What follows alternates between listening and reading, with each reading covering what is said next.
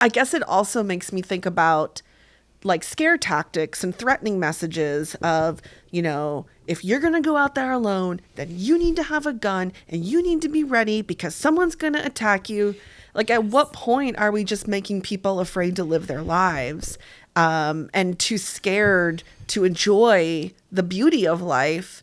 And Yes. again, might be well meaning, but the harmful side effect is that it's freaking people out so that they can't just live.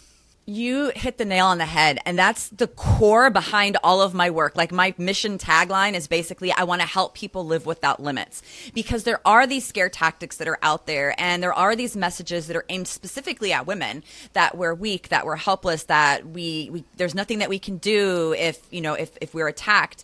And no matter what anybody does to survive a situation is the right thing to do, right? This isn't to say that you should do something. I don't even have that word should in my vocabulary, because violence and our responses to it are highly nuanced, and anything that gets us to safety is the right thing to do. But these messages create this fear that we're afraid to go alone. We're afraid to go on a solo road trip. We're afraid to travel by ourselves. We're afraid to walk our dogs at night. We're afraid to do these things that are part of our everyday life.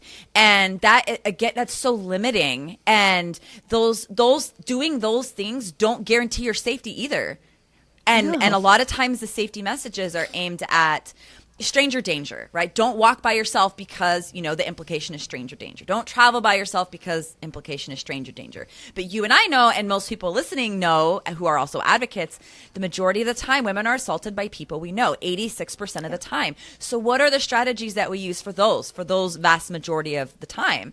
And those are the skills that I teach, which are known collectively as empowerment-based self-defense. So it's a collection of skills that include the verbal, that include the mental, that include the body language, that include the physical skills as well, and those are skills that can be used in those situations. Setting boundaries is a form of self-defense. Consent is a form of self-defense, right? You're telling someone yes or no to something that you want to happen to your body, that you are protecting yourself and your space.